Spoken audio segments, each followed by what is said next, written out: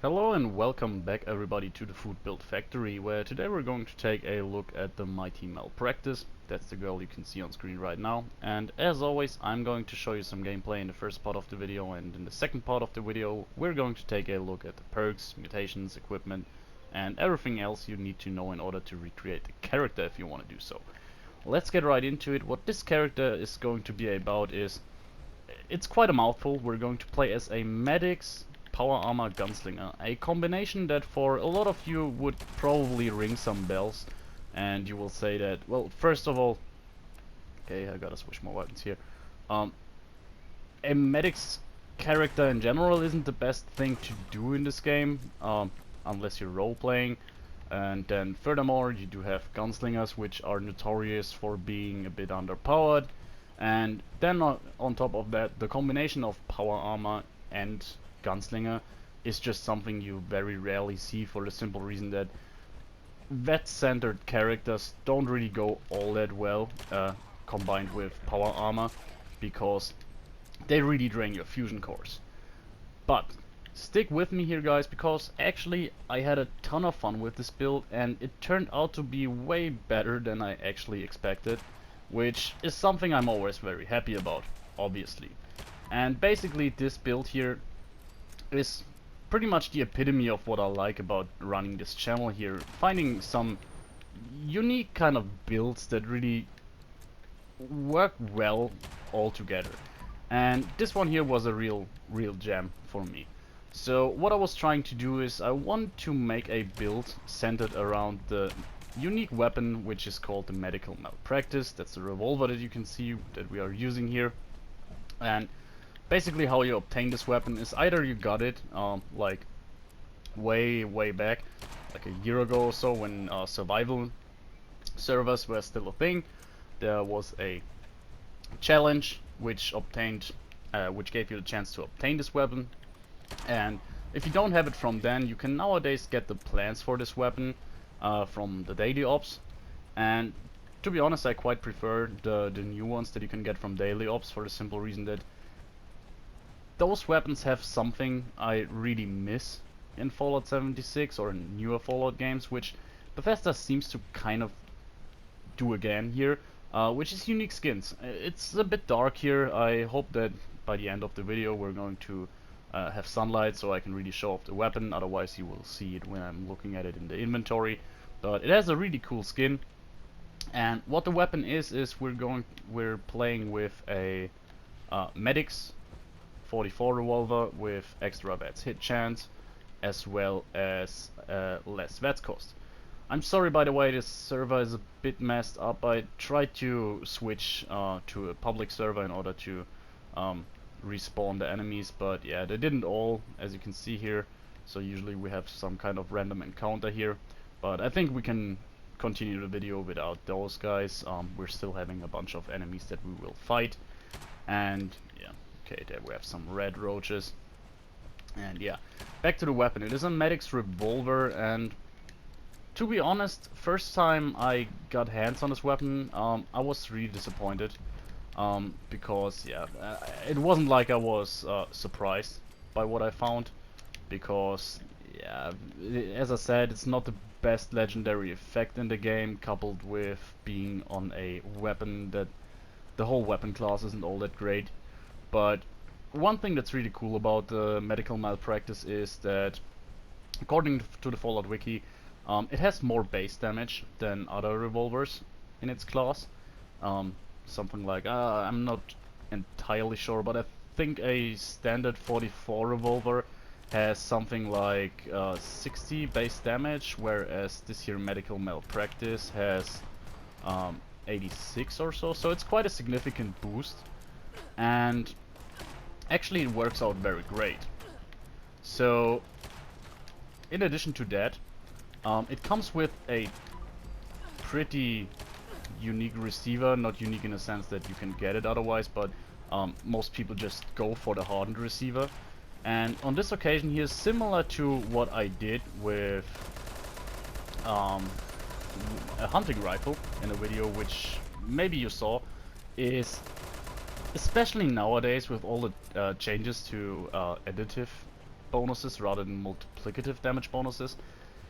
Going for a weaker receiver that has other benefits really can change the weapon quite a lot and be the sensitive option in a lot of cases.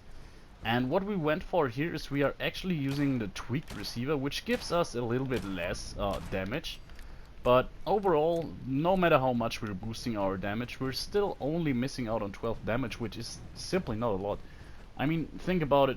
A lot of people nowadays don't use bloody mass anymore because it just does so little, and yeah, 12, 15 damage is something you will actually see them talk about when they say I don't use it because it just gives me another 10 damage points or so.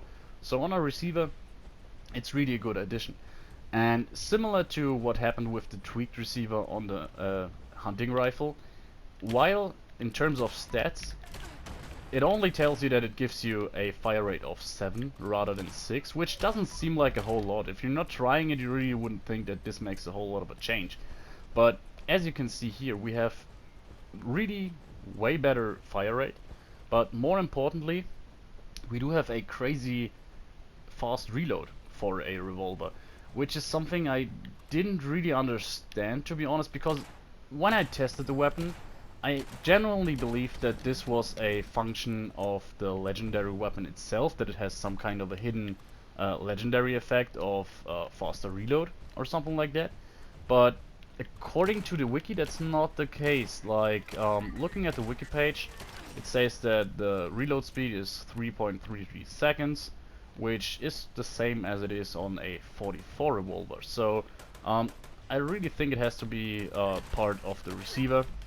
I didn't really bother to test it though, because either way, that's what we're going for. Usually, by the way, I'm not going to take out this guy up there, but it's a 3-star legendary, so we might as well take a look at it. This was not on purpose, by the way. This is something that sometimes happens, which is quite frustrating if you're using power armor with VATS. I mean, it depends on how you are running things. I personally just leave my finger on the VATS crit button all the time. So yeah, sometimes I'm just exiting my power armor for no good reason. Expect this to happen maybe 1 or 2 more times in the game. As I said, it's just laziness on my behalf though. And yeah, back to the weapon. Yeah, the whole fast fire rate combined with fast reload makes for a really fluent weapon. Now, as you saw there, especially if we're fighting something like a legendary or so, it can definitely happen that we are missing DPS, which is just something I couldn't really get around. But what I did is, you saw that when I was fighting the Scorch Beast, I carry a backup weapon with me. Something I touched upon in another video where I made basically a whole video about the topic, which is I found out that for the 10mm pistol there is a receiver which actually makes the weapon fire automatic but still benefit from the gunslinger perks, which is really one of the finds that I'm so proud of, because it's something that the gunslinger class desperately needed, to be honest. Just a good option for fighting bosses. I mean, it's not, you don't always have to have a weapon that's able to be your main weapon for the whole time. That's just not necessary. If you have a good backup weapon or a good version of a weapon that you can use for bosses like that, you can really get away with using something weaker, because most of the builds work fine for 99% of the game, and you really only fall short of DPS when it comes to things like sheep squatches, scorched beast, or stuff like that. And yeah, especially on a gunslinger where weapons don't weigh a whole lot, you can easily just carry multiple of them. And I found that up to including super mutants, I really enjoyed using the medical malpractice, and only ever used my my 10mm pistol for stuff like glowing ghouls, for example, or as I said, sheep squatches and so on. And yeah, in the twisted turn of events, I really had a ton of fun with this build, which I wasn't expecting. So a little more about the story, how I came to do this very ludicrous kind of combination of power armor, gunslinger, and VATS. It was because when I first started to think about using this weapon here, what I did was I was just looking up some videos from other guys and how they tested the weapon.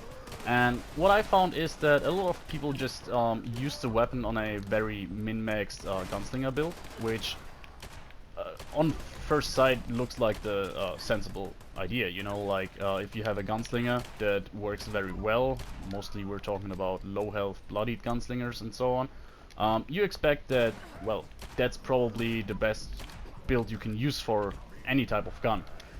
The thing is though, the medical malpractice is such a kind of a unique weapon in my opinion, that really it needs a little bit of a special approach. And there were two different options. So one is to try to circumvent the weaknesses of a weapon when you're making a build around it, which on this case would be, yeah, you want to improve your DPS, because that's really what the weapon isn't really great at. And yeah, therefore you want to have a low health build, you want to be flexible, you want to use the VATS a lot, so you're probably looking at a standard low health build using unyielding armor just to get more VATS crits, to get more agility, to use for VATS and so on. But one problem that you will encounter is that you're just probably too squishy, and it can be really frustrating because oftentimes, yeah, you can be killed relatively fast, and even though you have healing going on with your weapon, being a medic's weapon, it's not as controllable as it is with a vampire's weapon, with a fast firing one, for example, where you get constant healing. You do have to get your crits, and sometimes the crits don't really, the medic's effect doesn't perfectly work. So yeah, that can lead to a lot of frustration. And after all, in my opinion, if a build is frustrating only for 5% of the time, that's already enough to not make it worth bothering with. So I went with the other approach, which was ignoring the weakness of the build, of the weapon, and basically double down on what it's good at. What is it good at?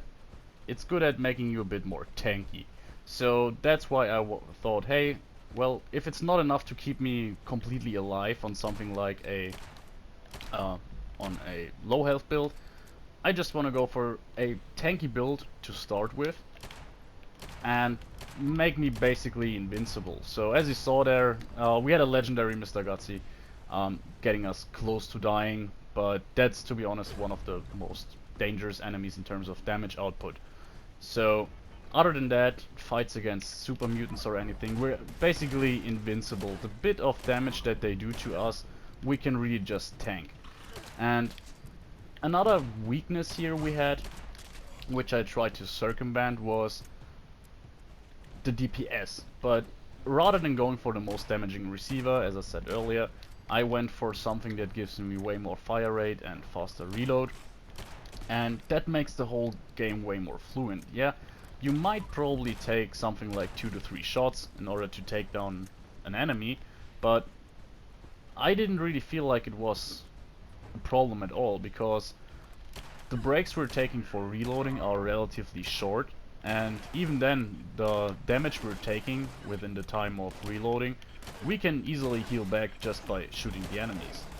And this is really one of those builds where I think it probably looks more boring or not as good as it actually feels like if you're playing it. It really is a ton of fun to play. It feels very action-packed.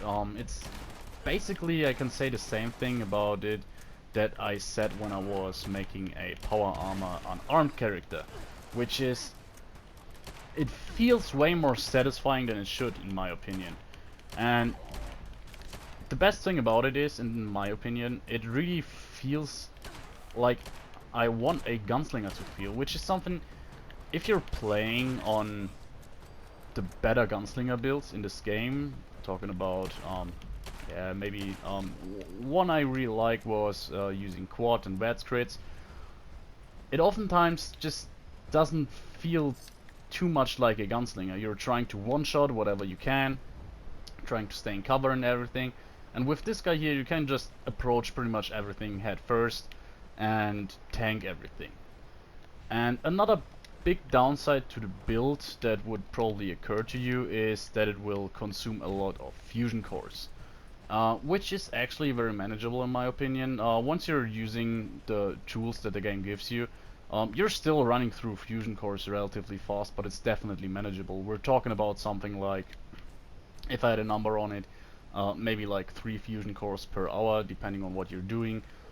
Sometimes, if you're fighting a lot of super mutants, for example, you're probably not even looking at such an amount of fusion cores you're burning through.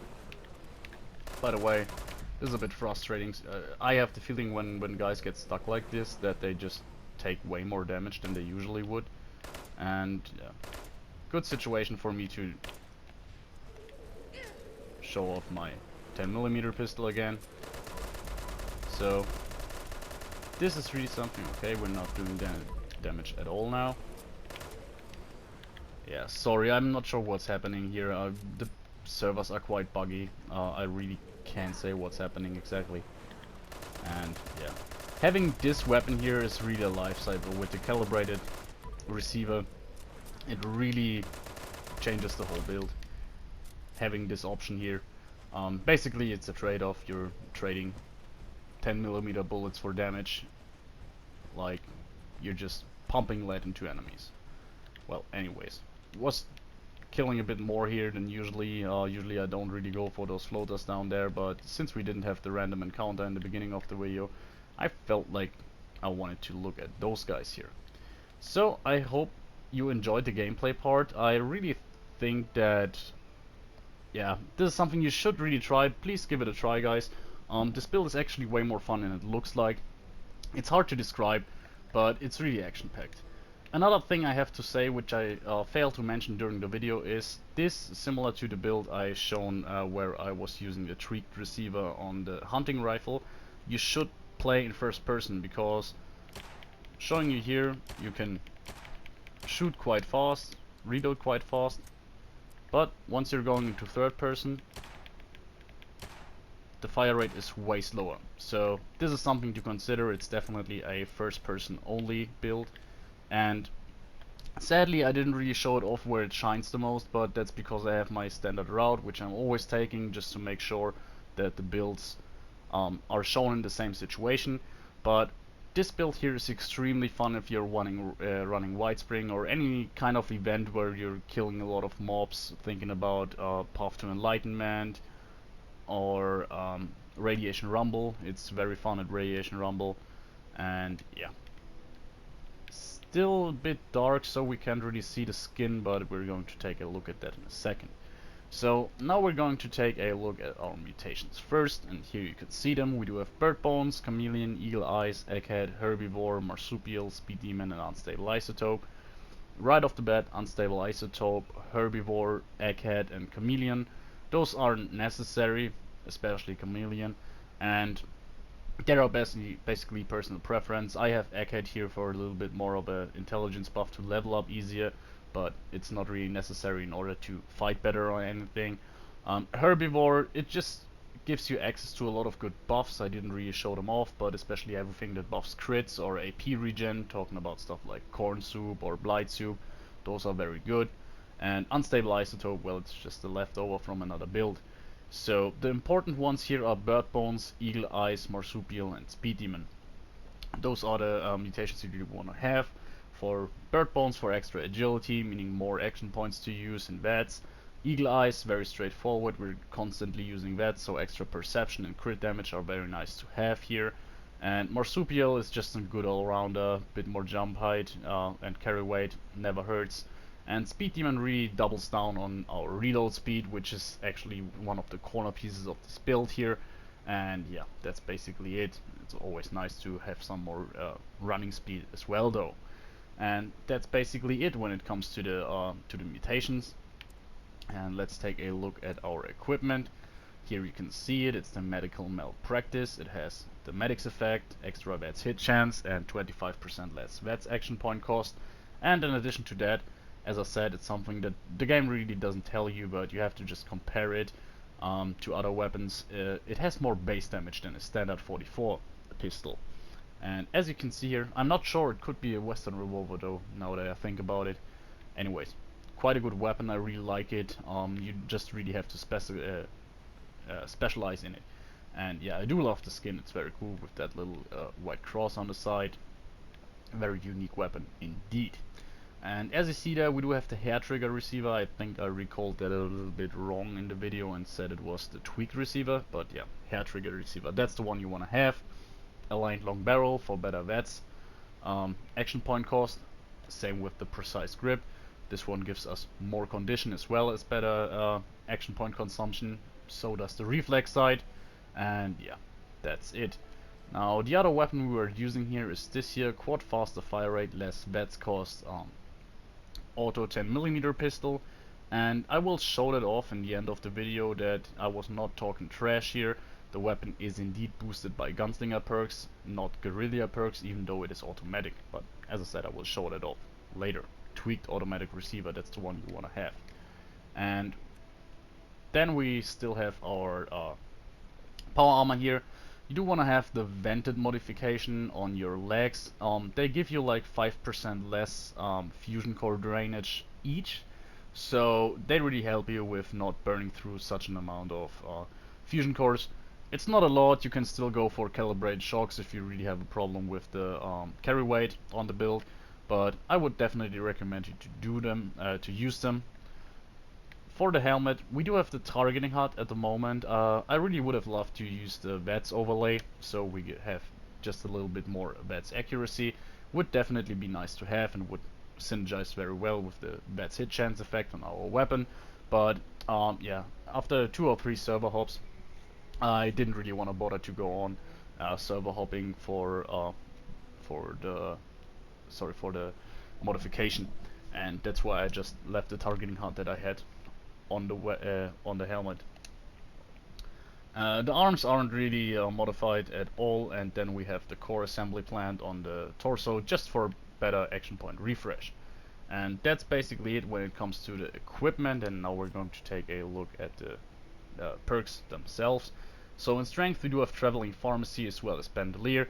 Both of them carry weight perks, they're just there for convenience. You can live without them, but really one thing you do have is you don't have a ton of carry weight, simply because, as I said, you don't have calibrated shocks here. We are using the cooling band, so having a bit more perks being spent for such convenient perks doesn't really hurt on this occasion.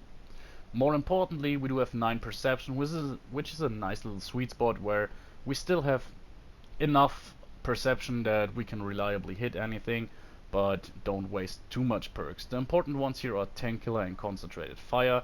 Concentrated fire, very straightforward, making sure we are hitting enemies at least over time. And tank killer, well, more armor penetration and a stagger chance, especially the armor penetration is very important on a gunslinger build in my opinion. Even though it could be more, 36% isn't the world, but it definitely helps. And lastly, we do have glow sight. It's just a nice little filler perk, which I like to put in on builds where there's nothing really else to use, but I still want to have more perception than just 6, and therefore, yeah, that's why glow sight is here. It's definitely situational, but there are a few events, especially Radiation Rumble, where you really see the difference and can help you quite a lot, and it never hurts to have if you have the perk points. In endurance we are fairly low. We do have rank 5, rank 3 of fireproof, pretty straightforward, one of the best defensive perks in my opinion. And then we do have rank 2 of Colonat, giving us a bit of a better healing item instead of using stim packs, and it can really help with action point refresh. So if you are getting unlucky, you're fighting something like a boss type enemy and you don't have a lot of critters going on besides the boss enemies, so you can't really rely on Grim Reaper sprint, you can just chuck a Nuka-Cola and be back with at full AP within a few seconds. So that's just nice to have here, but go for whatever you like. I just wanted to have something like 5, 6 endurance, something like that, to have at least a little bit of HP going on and yeah, be a little bit more tanky. So it was really a thing about finding the sweet spot where the weapon works, or better to say, where the medic's effect is enough to keep you alive sustainably. Then we do have Charisma at rank 3 on this occasion. As you can imagine, having a medic's weapon, it was a sensible choice to not make this a solo build, even though it works very well as a solo build for me. But you can use it in a team, heal your nearby enemies, teammates, the opposite of enemies. Um, I don't really invest a whole lot because simply the weapon itself is basically what you are carrying into the team, and therefore we only have Tenderizer here. If you have the perk points, you could go up to rank 4 and include Strange in Numbers, but it wouldn't do you a whole lot of a favor. It could be very beneficial when it comes to stuff like Herbivore or something, but other than that, yeah, rank 3 of Tenderizer for extra damage on subsequent hits. That's the thing we want to have here. Intelligence is relatively high for me. I rarely go that high, but on power armor characters you can see it happen.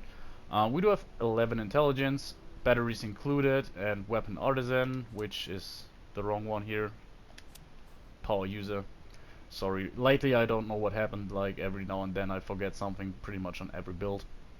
And yeah, we'll talk about it in a second. Batteries included, straightforward. You don't have a lot of carry weight and you want to carry quite a few fusion cores with you. Gunsmith, pretty easy. The weapon has relatively good condition, it goes for quite a while. The thing is, our backup weapon, the 10mm pistol, that tends to break very fast for me, so I decided to go for Gunsmith just for convenience. And this here is arguably one of the most important perks, and the one that I forgot to switch back into the build. Power user. Your fusion core duration is doubled. Pretty straightforward. As I said, one of the biggest downsides to a VETS character on a power armor build is that you're using a lot of fusion cores. Obviously, cutting that in half is a very great addition. So keep in mind what you saw during the gameplay is I was actually wondering why I was burning through I think 2 whole fusion cores during the video. Yeah, cut that in half. It actually works way better, and you're not draining fusion cores in such a rate than you saw in the video, because yeah, usually you want to have power user here. Then we do have agility, which is packed with all 3 gunslinger perks maxed out, and just to make sure I will just put them out now because that's what I want to do to show you the 10mm pistol in a second. Then we do have rank 1 of Gun Fu. Pretty straightforward, it's just for the convenience of switching targets.